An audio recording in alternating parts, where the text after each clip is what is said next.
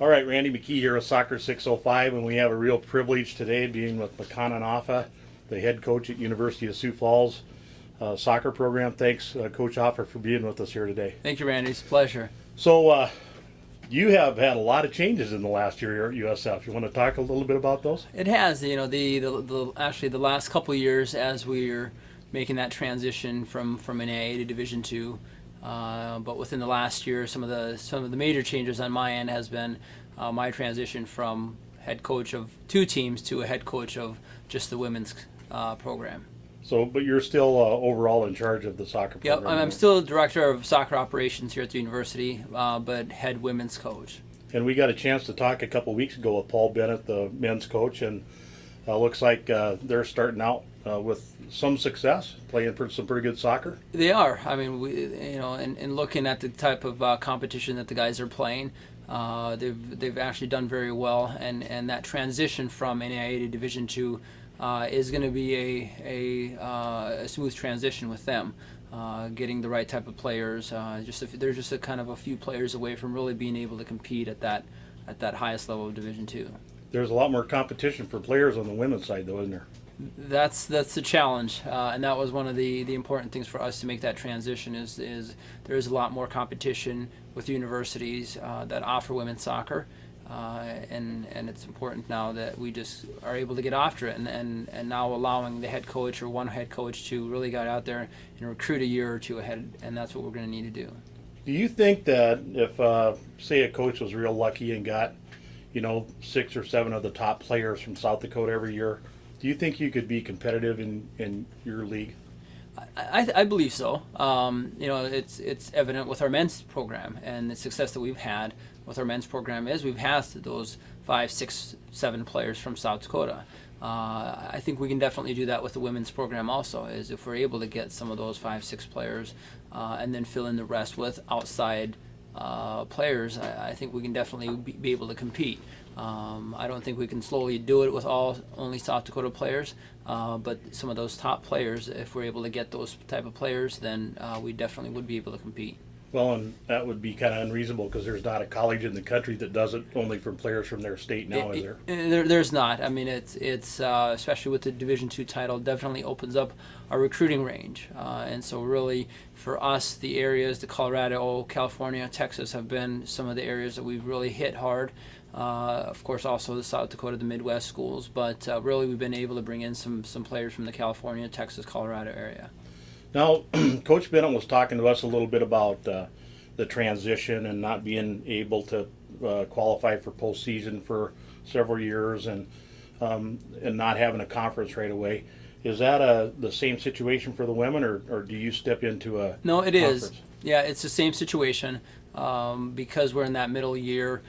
Even though that we will have a conference, because the scheduling is always on a 2-year schedule, their NSIC schedule is on their second year, and so we'll get into their scheduling in the 2012 year. So you think you'll end up Northern Sun then? We are. Yeah, Oh, we've been okay. accepted in Northern Sun, so the women will play in the Northern Sun Conference. That's a pretty good conference. It is very, very strong, very tough, and but we're looking forward to that transition and the new challenges.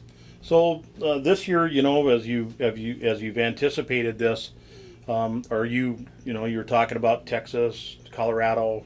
Are you still looking for in those areas, or are you expanding your search now because you need a better talent pool? Well, we definitely, those are the areas that we expanded to, and so really giving us an opportunity to recruit ahead and really get caught up with the other universities that are able to recruit ahead. That was our main goal. So we've really been out there. We've had lots of visits and looking to get some offers out, and really hopefully by the end of the new year that we have the majority of our 2012 class in, and then now start looking at our 2012 class. Now, I'm not sure if a lot of the players in our area have seen the soccer facility at USF, but could you tell us a little bit about that fantastic piece of ground out there? Well, we're very fortunate for the facilities that we have. We have some of the premier facilities in the Midwest here, with a football field, brand new football field, a track field that also has a soccer field, but then also having our own soccer field, a $1.5 million soccer field, in the Midwest that are soccer-specific turf field. And so we're very fortunate for that. And also the other is that we have a field that is full international size. So it's a full 180 or a 120 by 80 field. So there's not a lot of universities in the Midwest that have facilities or a soccer field at that size. Now, I heard when you were getting that installed that there were only like 2 of those in the country. Yeah, we were actually the first university in the country to get it and second in the world. Because it's an Italian company that, with the technology, the bounce, the roll, the turf on your ankle, on your joints, and the roll of the ball is supposed to simulate a natural grass field. I know a lot of the players I've talked to who played on Bermuda say it plays just like Bermuda. Yeah, it's we haven't had the teams that come in love the facilities and love the play of the field. We just played some games on just last weekend on a turf field, and the ball rolls a lot faster, and also with the change of temperature, our facility or our field, the temperature doesn't change as drastically as it does on a normal turf field. Well, we talked about soccer, but let's talk a little bit about the most important thing now, about coming to USF and what kind of educational facilities you have here. Yep. This is going in my 7th year, and the education part of it, the university does a great job with updating a lot of their the facilities. They just built a brand new science center. But most important here at the University of Sioux Falls is that it's really your home away from home. You come in here, the relationships that you'll build with professors is one of the best things that I think that we have at the university here, is that they're going to go out of their way to really make sure that each individual student athlete is going to succeed. And that's sometimes getting an email from a professor saying, "Hey, coach, I know this player's on your team, and they're working hard, but just want to know, once you get those midterm grades, it might not be favorable, but they're working on it." And that's something that's special that we have here, is that with the athletics and the faculty here, that they work very well together. Well, Coach, I know having a son who just graduated from here, that he's been very, very happy with the quality of the education and like you were saying, the relationship he's been able to build not only with you but with all his professors.